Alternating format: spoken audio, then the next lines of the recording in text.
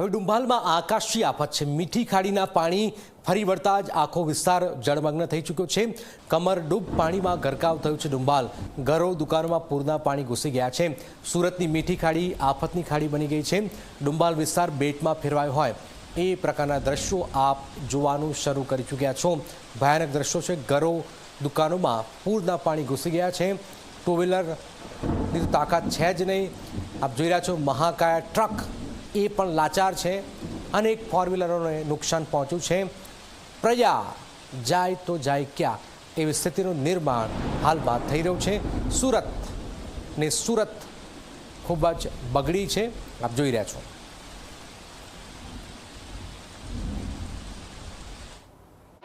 સુરતમાં આવેલ ડુંભાલ વિસ્તારમાં હું છું કે જે વિસ્તાર સાથે લિંબાયત વિસ્તાર એ પાણીમાં ગરકાવ જે છે એ પૂર જેવી અહીંયા સ્થિતિ સર્જાઈ છે। કારણ કે જ્યાં જુઓ ત્યાં એ પાણી જ પાણી દેખાઈ રહ્યું છે। મારી પાછળના દ્રશ્યો એ જોઈ શકાય છે કે જ્યાં એ અડધા માણસ ડૂબી જાય એ ડોક સુધી પાણી આવી જાય એટલું પાણી આ વિસ્તારમાં ભરાયું છે। સામે એ બ્રિજ હોવાના કારણે એ ઉપરના ભાગે લોકો એ વ્હીકલોની રાહ જોઈ રહ્યા છે। કારણ કે તેમને એક વિસ્તારમાંથી બીજા વિસ્તારમાં જવું છે અને તેના માટે એ વ્હીકલ હોય તો જ એ જઈ શકે। ટુ વ્હીલર ફોર વ્હીલર જે છે એ જઈ શકતા નથી કારણ કે એટલું પાણી એ મીઠી ખાડી વિસ્તારમાંથી જે છે એ આ વિસ્તારમાં આવી રહ્યું છે।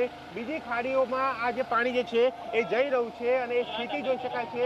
એ પાણીનો વેણ એ અહીંયા જોઈ શકાય છે કે બોટને આખી ખેંચીને જે છે એ અહીંયા જે છે પોતાની સાથે લઈ જાય છે। એટલો વેણ પાણીનો છે અને એની વચ્ચે તંત્ર એ લોકોની મદદ કરવામાં લોકોને રેસ્ક્યુ કરવામાં જે છે એ લાગ્યું છે।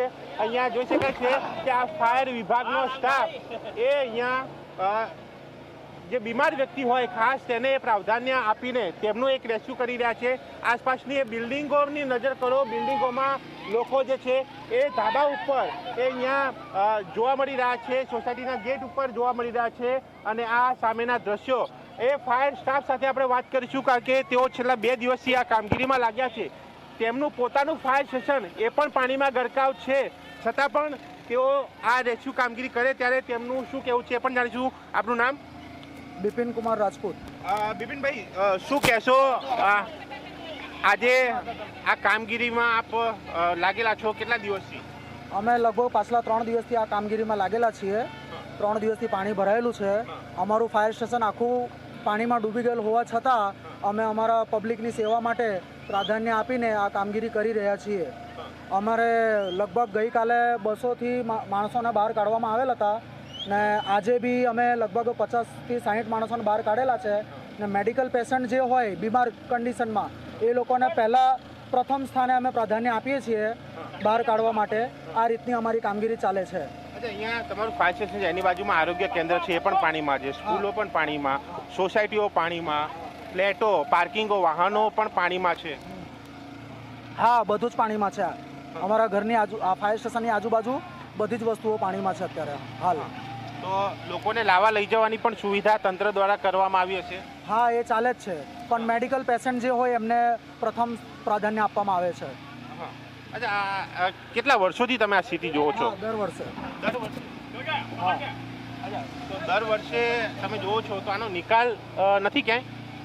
હવે વરસાદના હિસાબે આ વિસ્તાર અમારા નીચાણમાં આવે છે એના કારણે આ થાય છે। પાણી આવે છે ક્યાંથી, જાય છે ક્યાંથી? આ ખાડીના વિસ્તારમાં આપણે બારડોલીમાં વરસાદ જે વરસે છે એના કારણે આ બધો વિસ્તારનો પાણી ભરાય છે।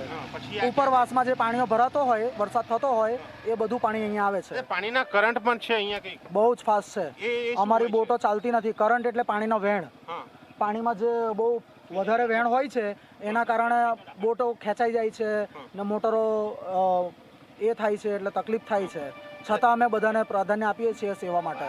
અચ્છા, તકલીફ થાય છે છતાં પણ એ પ્રાવધાન્ય એ આપવામાં આવી રહ્યું છે અને અહીંયા એ જોઈ શકાય છે ફાયર બ્રિગેડનો સ્ટાફ આ રીતે એ બોટ દ્વારા એ લોકોને મદદ કરવાનો પ્રયાસ, લોકો સુધી પહોંચવાનો પ્રયાસ અને મેડિકલ ઇમરજન્સી હોય તેને પહેલી પ્રાયોરિટી આપીને એ કામગીરી કરવાનો પ્રયાસ જે છે અહીંયા ચાલી રહ્યો છે। અને અહીંયા ખુદ એ ફાયર બ્રિગેડ અહીંયા જોઈ શકાય છે એસએમસી ફાયર સ્ટેશન એ ડુંભાલ ફાયર સ્ટેશન એ પણ અહીંયા પાણીમાં ગરકાવ છે છતાં પણ એ કર્મચારી પોતાની ફરજ જ્યારે અહીંયા અદા કરવાની વાત આવે ત્યારે તેમાં તેઓ લાગેલા છે. પોતાની અને પરિવારની ચિંતા કર્યા વગર આ ફાયર બ્રિગેડનો સ્ટાફ જે છે એ સતત લોકો વચ્ચે જઈને કામગીરી કરી રહ્યો છે. ત્યારે લોકો પણ એ રાહ જોઈ રહ્યા છે કે પાણીનું સ્તર જલ્દીથી ઓછું થાય, જેથી કરીને જનજીવન સામાન્ય બને અને લોકોને પડતી હાલાકી પણ ઓછી થાય. પરંતુ હાલ જે સ્થિતિ સર્જાઈ છે જેના કારણે આ વિસ્તાર એ ખૂબ પ્રભાવિત થયો છે અને ત્યાં તમામ લોકો અસરગ્રસ્ત બનતા જોવા મળ્યા છે.